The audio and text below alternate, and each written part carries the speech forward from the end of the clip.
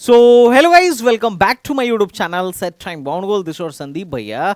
और गाइज एक बहुत ही ज़्यादा इंपॉर्टेंट अपडेट निकल के आई है। चूंकि AK2 का काउंसलिंग शुरू हो रहा है तो प्राइवेट कॉलेजों के प्रसार लगातार जारी हैं। आपके पास भी बहुत सारे फोन, टेक्स्ट मैसेज और ईमेल्स आ ही रहे होंगे।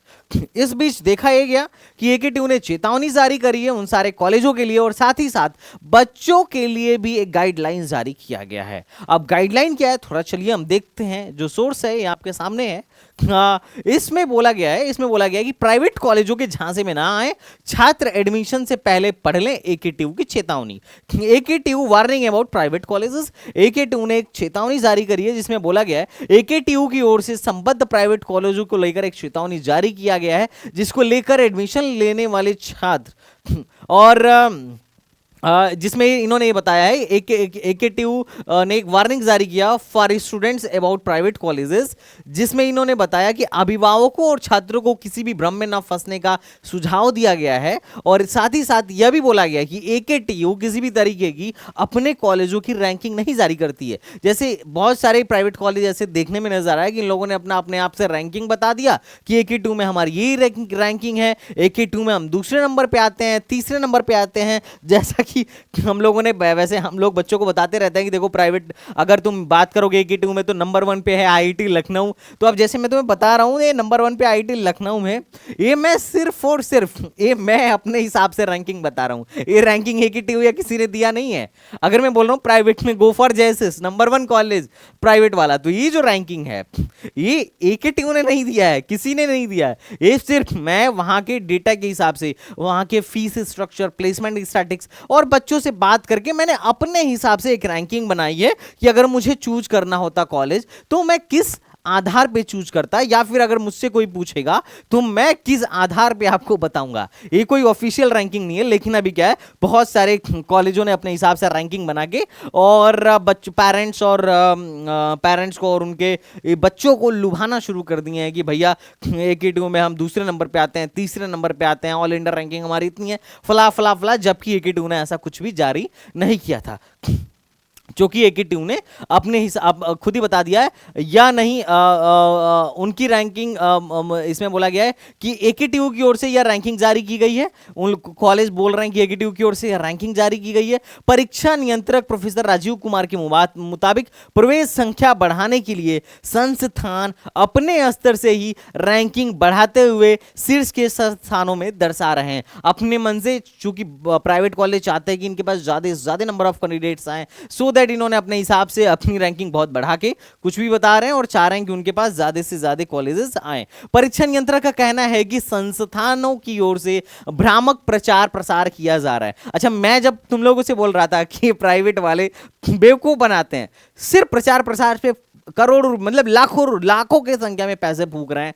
क्यों फूक रहे हैं? ताकि उनके पास ज्यादा से ज्यादा पैसा बच्चा आ सके, जो कि बिल्कुल भी भ्रामक है। एक खुद AK2 के ये जो परीक्षा नियंत्रक हैं प्रोफेसर राजीव कुमार, इनका कहना है, जिसके चलते स्टूडेंट और अभिभावक गुमराह हो सकते हैं।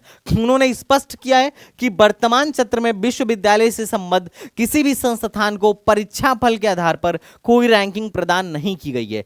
स्टूडेंट्स और अभिभावक को अलर्ट किया गया है कि वह किसी भी झांसे में ना आए। यही नहीं, एलिफेटेड संस्थानों को निर्देश भी जारी किया गया है कि परीक्षा फल के आधार पर कोई दावा ना करें। बच्चों को तो इन्होंने दिया ही है, साथ ही साथ उनको भी एक अलर्ट जारी किया है कि इस तरीके की हरकतें ना की जाएं।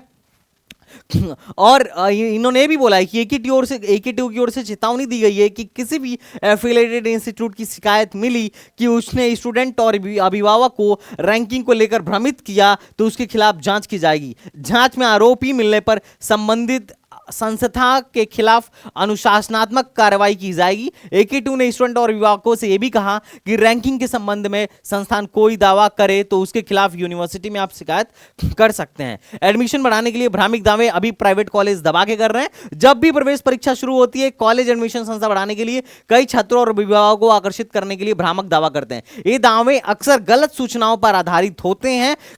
कॉलेज 100% प्लेसमेंट गारंटी की दावा करता है। भाई AK2 का कोई भी कॉलेज, मैं तुम्हें लिख के दे रहा हूं, शायद शायद क्या 100%, शायद ही कोई ऐसा कॉलेज होगा जो ये बोले कि जिसका दावा सही हो कि 100% प्लेसमेंट होता है। 100% प्लेसमेंट नहीं होता है। यही नहीं, प्लेसमेंट की अभी और सुनिए, बहुत सारे प्राइवेट कॉलेज ऐसे हैं जिनको मैंने, जो मुझे जहां तक मेरे को पता चला है, मैं सोर्सेस तो रिवील नहीं करूंगा, लेकिन बच्चों से बात करके बच्चे आइडिया देते हैं कि देखिए सर क्या होता है कि बहुत सारे कंपनियां आती हैं बहुत सारे कॉलेजों में और ऑफर लेटर जो ऑफर तो दे देती हैं, प्लेसमेंट तो दे देती हैं, पर बाद में जाने के बाद ऑफर लेटर नहीं देती हैं। 6-6 महीना 8-8 महीना इंतजार करना पड़ता है। कुछ लोग का तो ऑफर लेटर ही नहीं आता है। उसके साथ साथ एक और बात मुझे पता चला, जो सुन के मैं बोला भाई ये क्या चल रहा है। बात ये था कि बहुत सारे प्राइवेट कॉलेजेस अपने परसेंटेज प्लेसमेंट को बढ़ाने के लिए बहुत सारे कंपनियों को पैसे देके इनवाइट करते हैं। कंपनी पैसा लेके कॉलेज में आती है और प्लेसमेंट के लिए बच्चों को हायर करती है।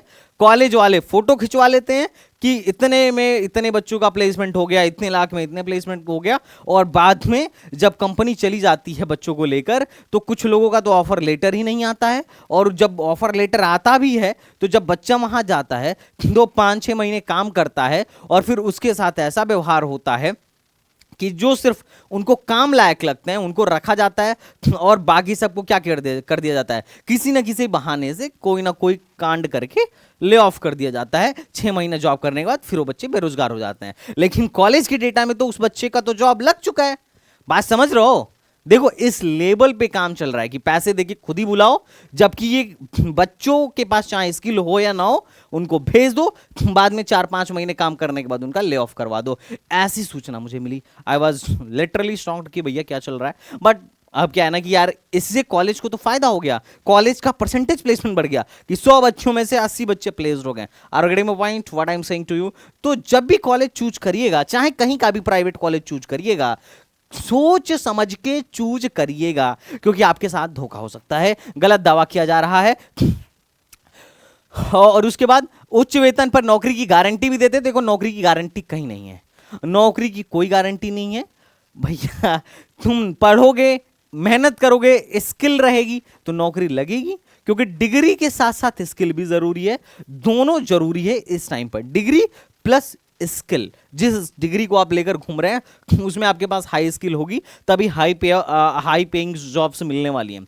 और बोला जा रहा है कि अत्याधुनिक सुविधाओं का दावा किया जा रहा है, छात्रवृत्ति और वित्तीय सहायता के दावे भी किए जा रहे हैं। भाई मैं बता रहा हूं, छात्रवृत्ति बहुत सारे कॉलेज ऐसे हैं जहां के स्पेशलाइजेशन में स्कॉलरशिप नहीं आता है और बच्चों के साथ सीधा सीधा अन्याय है। अब जब भी तुम कॉलेज सेलेक्ट करो, अरे बहुत कॉलेज है भाई, यूपी में बहुत कॉलेज हैं जहां स्कॉलरशिप हर बच्चे की नहीं आती है। कई बच्चों पे, इधर नोएडा गाजियाबाद में ही जब मैंने बहुत सारे बच्चों से बात किया तो बच्चों ने बताया कि भैया इस ब्रांच में तो स्कॉलरशिप ही नहीं आई, इस ब्रांच में तो स्कॉलरशिप अलाउड ही नहीं था। अब तुम सोचो उस बच्चे का हर साल का 60-70 हजार, मतलब 50 से 60 हजार ऐसे ही वेस्ट जा रहा है। जबकि अगर वो किसी और ब्रांच में या किसी और कॉलेज में एडमिशन लेता तो हर साल 50-60 हजार उसके स्कॉलरशिप के टर्म्स में आते ही आते हैं। तो इसका उपाय क्या है? देखो, और इन्होंने बताया कि बहुत सारे ऐसे छात्रवृत्ति और वित्तीय सहायता का दावा करते हैं।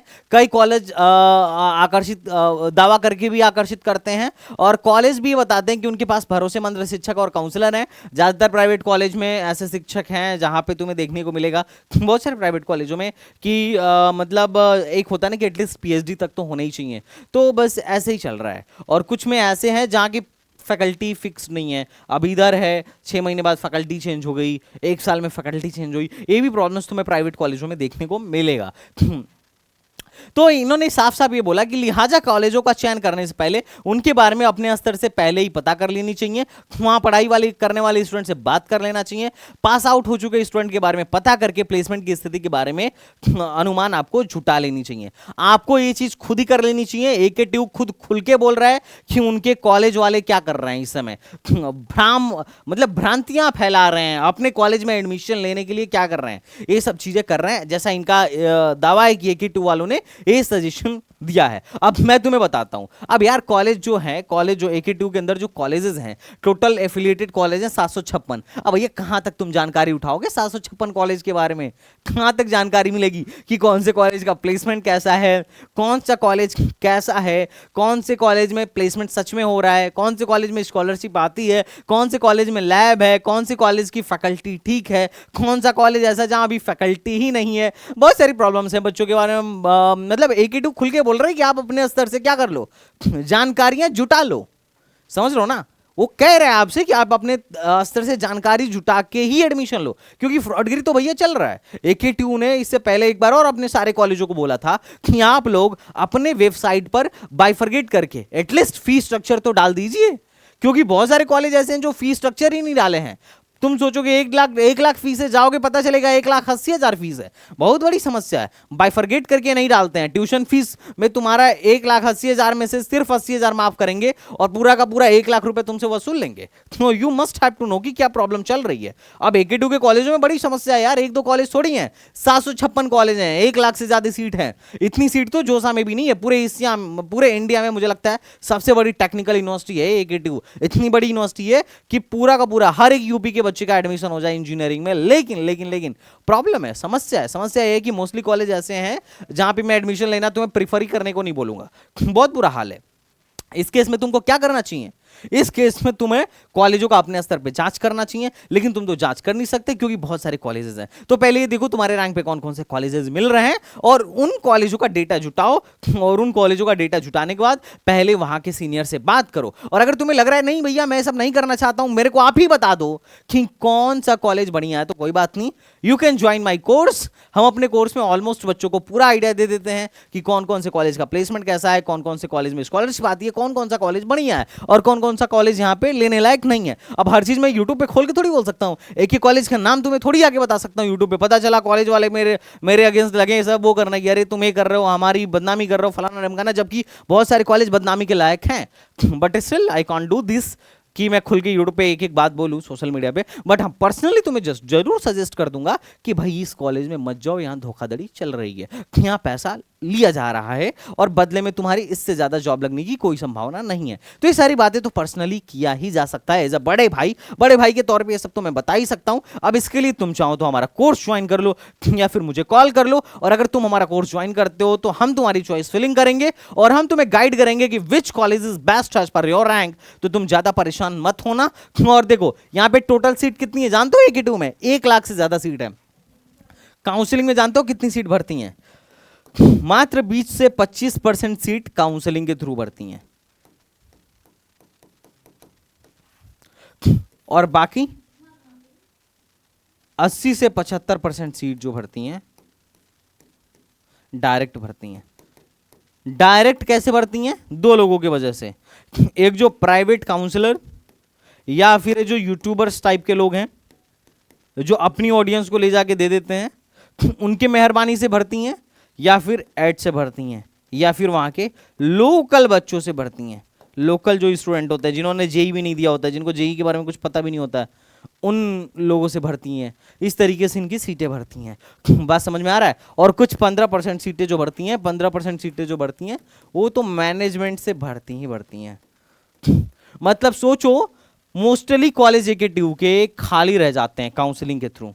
काउंसलिंग के दौरान मोस्टली कॉलेज खाली रह जाते हैं। कुछ कॉलेज ऐसे भी हैं जिनका हो सकता है बानी बट्टा ही ना हो, कोई बच्चा जाए ही ना काउंसलिंग के थ्रू, अगर उनके लोकल बच्चों को छोड़ दिया जाए तो रीजन यही है क्यों नहीं बढ़ता उनकी सीट है, क्योंकि उतने लायक ही नहीं है। बच्चा जानता है, जो स्मार्ट बच्चे हैं दे नो उसकी क्या लेना है। उसके अलावा कुछ कॉलेजेस की मैंने लिस्ट दे दी है जो यहाँ के गवर्नमेंट और प्राइवेट कॉलेज हैं। प्राइवेट कॉलेजों की संख्या बहुत ज्यादा है, गवर्नमेंट की संख्या बहुत कम है, लेकिन जो बेस्ट है that is IIT Lucknow, KNIT Sultanpur और BIT झांसी। कुछ लोग AITH में भी जाते हैं। उसके अलावा कुछ पुरानी राजकीय इंजीनियरिंग कॉलेज हैं, रीजनल लेवल के कॉलेजेस होते हैं। और उसके अलावा एक कॉलेज है जो कि गवर्नमेंट एडेड है, that is Netra technical campus. Placement के टर्म्स में तो बहुत अच्छा नहीं है, बट फिर भी 6-7 लाख रैंक तक आराम से CSE दे देता है। उसके अलावा कुछ प्राइवेट कॉलेजों की लिस्ट डाल दिया हूँ, जैसे JSS, AKG, kite, ABS, Galgotia, ZL Bajaj, उसके अलावा थोड़ा नीचे और जाओगे लेवल और कम हो जाएगा। जैसे जैसे किसी गाइड तो खैर बच्चा प्रिफर करता है। उसके अलावा प्राइवेट गवर्नमेंट में 3 बिल्कुल प्रिफर किए जाते हैं बच्चों के द्वारा। और कुछ नई आरईसी भी खुली है, जिसमें से आरईसी बस्ती अभी आईआईटी लखनऊ में चल रहा है, प्रतापगढ़ जो है केनआईटी सुल्तानपुर में चल रहा है, और एक गोंडा है और एक मिर्जापुर है। आई थिंक गोंडा अंबेडकर नगर में चल रहा है और मिर्जापुर जो है सोनभद्र में चल रहा है, आरईसी सोनभद्र में चल रहा है। तो ये कुछ नए आरईसीज खुले हैं जिनकी क्लासेस दूसरे कॉलेजों में चल रही हैं। तो इससे तुम्हें एक और आइडिया लग जाएगा कि एकेडमी में एक्चुअली में क्या चल रहा है। तो सावधान रहिए, सतर्क रहिए, वरना कट जाएगा। और एकेडमी में बहुत लोगों का हर साल कटता है। एडमिशन लेने के बाद पता चलता है कि फंस गए और फिर आपके पास कोई ऑप्शन नहीं होता है, क्योंकि अगर आप छोड़ के भागोगे तो पैसे भी वापस नहीं मिलेंगे और फिर जेई की तैयारी का टाइम भी नहीं बचा रहेगा। और कुछ लोग तो ऐसे होते हैं जिनका थर्ड ड्रॉप होता है तो फिर वो जेई की तैयारी कर भी नहीं सकते हैं। तो आप बिल्कुल समझदारी के साथ कॉलेज का चुनाव करिएगा। ऐसा ना हो कि मूर्खतापूर्वक आप भी फंस जाएं और 4 साल तक आपको झेलना पड़े, क्योंकि ये 4 साल आपके आने वाले भविष्य को बहुत हद तक तय करेगा और बहुत हद तक आपको आइडिया लग जाएगा कि आप आगे चल के भविष्य में क्या बनने वाले हो। तो सोच समझ के जो भी लीजिए डिसीजन, सोच समझ के लीजिए। क्योंकि देखो, मैं सिर्फ कुछ ही कॉलेज लिखा हूं, जबकि यूपी में कितने कॉलेज हैं एकेटीयू से एफिलेटेड? 700 कॉलेज हैं। आप उन पे रिसर्च नहीं कर सकते, बहुत कम टाइम है आपके पास रिसर्च करने का। उसमें से बहुत सारे कॉलेज हैं जो बेकार हैं। तो आप सिर्फ अपने बैंड के कॉलेजों को उठाइए कि आपके रैंक पे क्या क्या मिल रहा है, उनके बारे में रिसर्च करिए and just go for that. और अगर आपको कुछ नहीं करना है, आपको नहीं समझ में आ रहा है, कोई बात नहीं। और संदीप भैया इज हियर, आप हमारे प्रोग्राम को ज्वाइन करिए, हम कराएंगे आपकी काउंसलिंग। हम क्योंकि ऑलमोस्ट हर कॉलेज में अपना बच्चा है, नीड पड़ेगा तो हम वहाँ के फाइनल ईयर थर्ड ईयर के बच्चों से भी आपकी बात कराएंगे, परेशान मत होइए। तो चलिए मिलते हैं नेक्स्ट वीडियो में, तब तक के लिए बाय बाय, टाटा एंड जय हिंद।